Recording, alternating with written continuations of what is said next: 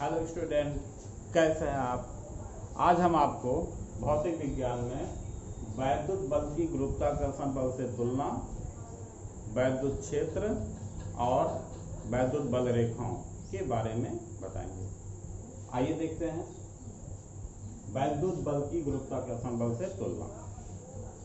पहली बात तो ये जान लीजिए कि पहले हमने बताया था कि वैद्युत बल में आकर्षण बल और प्रतिकर्षण बल दोनों होते हैं, जबकि गुरुत्वाकर्षण बल में केवल आकर्षण का होता है।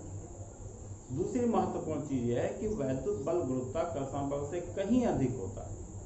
आइए देखते हैं कैसे अधिक होता है।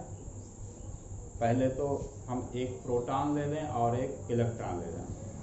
प्रोटॉन और इलेक्ट्रॉन के मध्य हम निकालेंगे वैद्युत बल और इन्हीं के मध्य निकालेंगे गुरुत्वाकर्षण बल।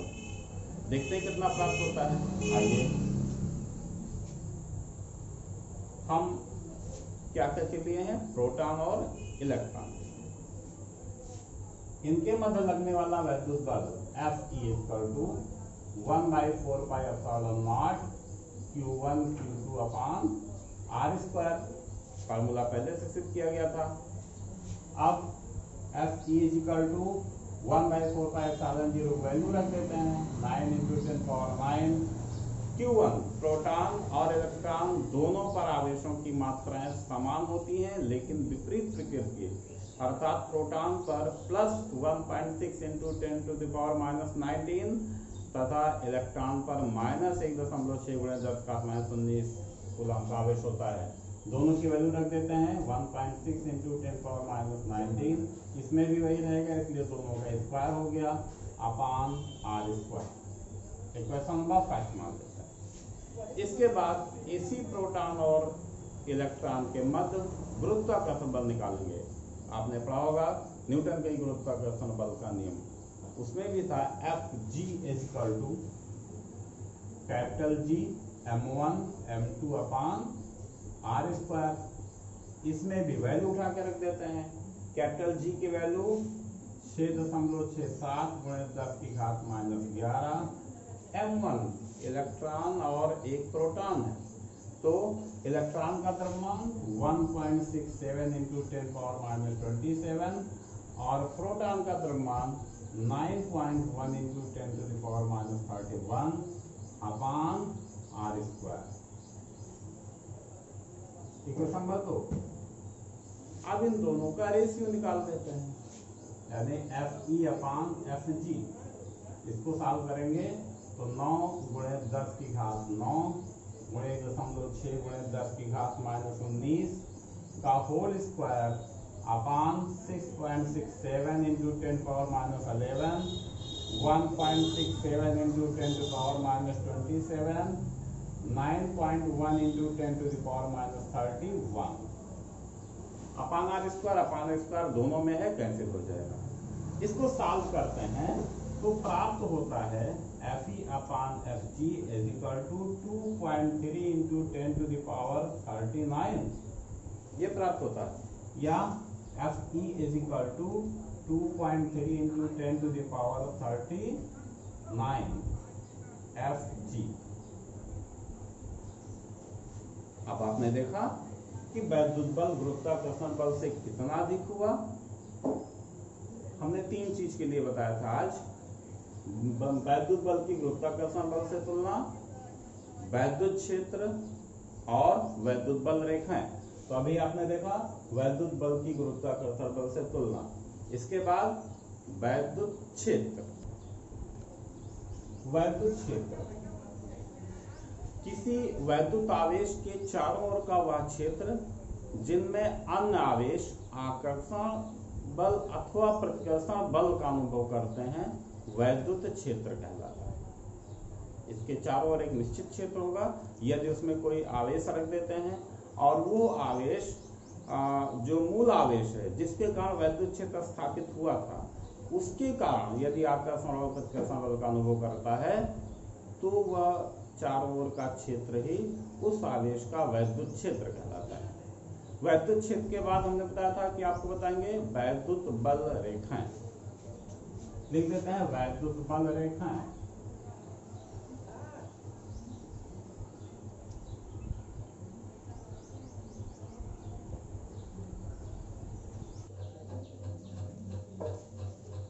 वैद्युत बल रेखाएं क्या होता है? वैद्युत बल रेखा वैद्युत क्षेत्र में खींचा गया वह काल्पनिक निष्कोण वक्र है जिस पर गति करने के लिए स्वतंत्र पृथक्कृत धन परीक्षण आवेश चलता है।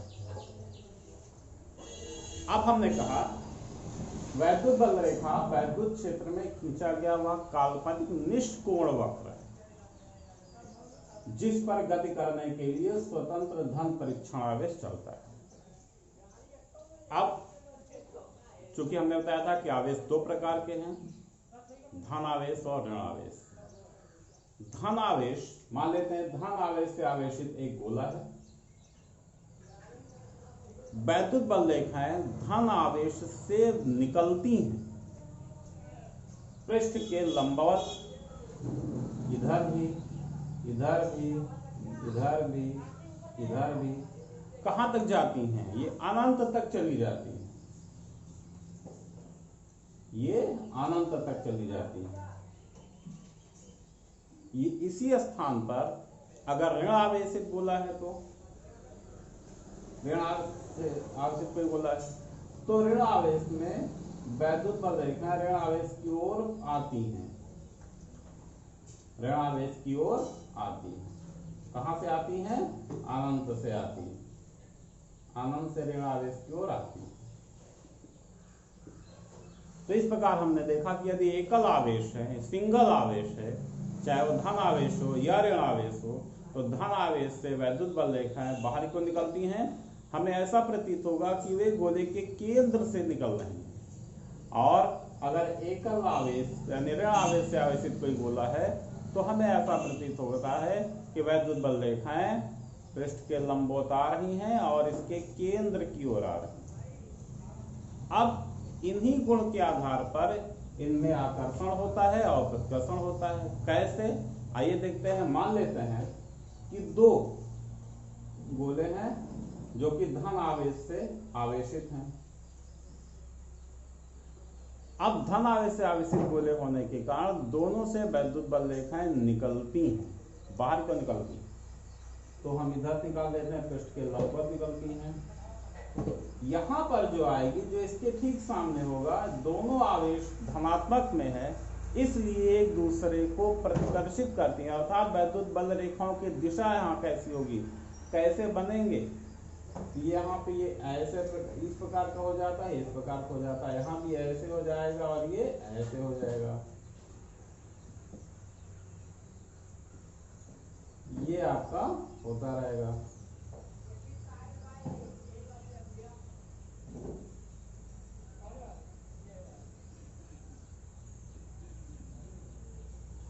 इससे यह मालूम चलता है कि यदि दो समान प्रकार के आवेशित गोले हैं तो वे एक दूसरे को प्रतिकर्षित करते हैं।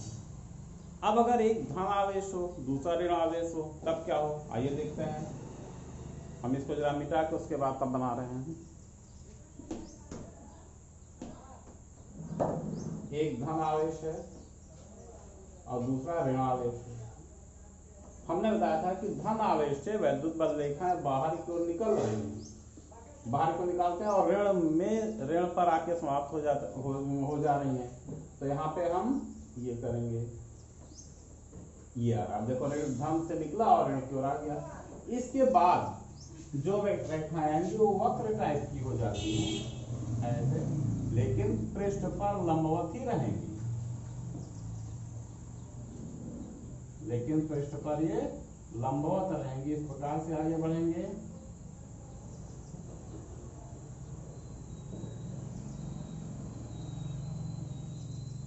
लंबवत ही इसको बनाना है।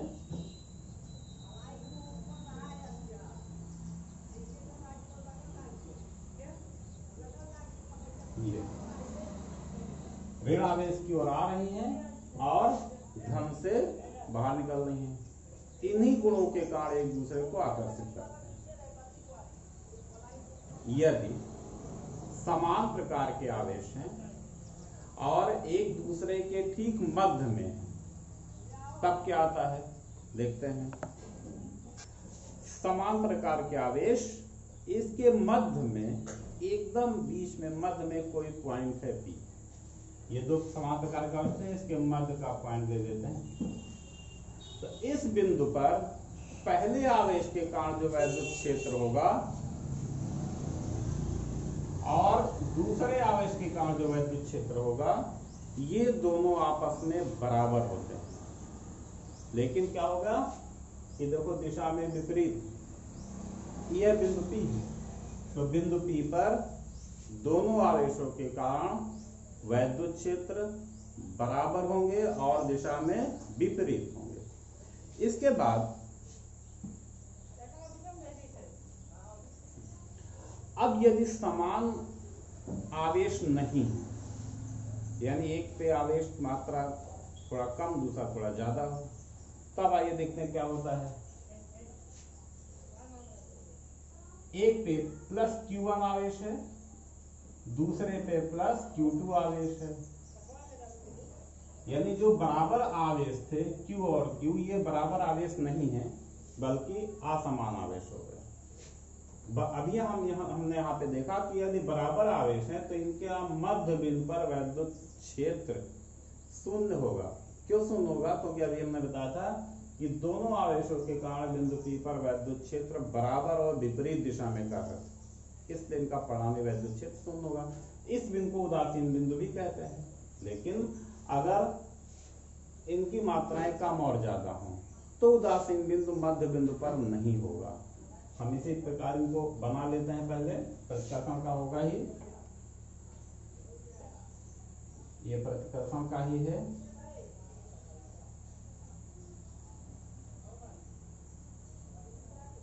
इनके मध्य बिंदु N मान लेते हैं। Q1 से N की बीच की दूरी स्मॉल r1 और Q2 से N की बीच की दूरी स्मॉल r2 है।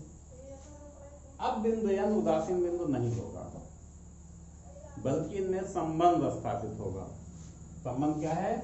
Q1 अपान r1 स्क्वायर बराबर हो जाएगा Q2 अपान r2 स्क्वायर। फिर से एक बार इसको समझते हैं। यदि दोनों आवेश मात्राओं में बराबर हैं तो इनके मध्य बिंदु पर उदासीन बिंदु होगा।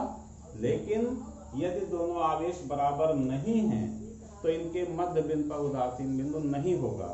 अर्थात यदि पहले आवेश से स्मॉल r1 दूरी पर और दूसरे आवेश से स्मॉल r2 दूरी पर स्थित बिंदु N है तो संबंध स्थापित होगा Q1 अपान r1 स्क्वायर बराबर Q2 अपान r2 स्क्वायर। इसके बाद वैद्युत बल रेखाओं के गुण में हम देखते हैं कि वैद्युत बल रेखाएं कभी भी एक दूसरे को काटती नहीं। अगर वैद्युत बल रेखाएं एक दूसरे को काटेंगी तो उस स्थान पर दो स्पर्श रेखा खींची जा सकती है और उस स्थिति में उस बिंदु पर वैद्युत बल रेखा की दो दिशाएं प्रदर्शित होंगी, जो कि संभव नहीं। इसीलिए वैद्युत बल रेखाएं एक दूसरे को काटती नहीं। इसके पहले भी हमने ये बताया था कि वैद्युत बल रेखाएं धन आवेश से निकलती हैं, ऋण आवेश पर समाप्त हो जाती हैं। ये वैद्युत बल रेखाएं। वैद्युत क्षेत्र की अगर दिशा हम निकालना चाहते हैं तो वैद्युत बल रेखाओं पर किसी भी बिंदु पर एक स्पर्श रेखा खींचते हैं, उस स्पर्श रेखा की जो दिशा होगी वह उस क्षण उस बिंदु पर वैद्युत क्षेत्र की दिशा कहलाती है। तो स्टूडेंट्स, अगर आपको ये समझ में आया है तो अति उत्तम है। लेकिन फिर भी हम ये आपको बता देते हैं, लगभग हम हर वीडियो में बताते हैं कि अधिक जानकारी के लिए तथा अपने ज्ञान का विस्तार करने के लिए सेल्फ स्टडी अनिवार्य है।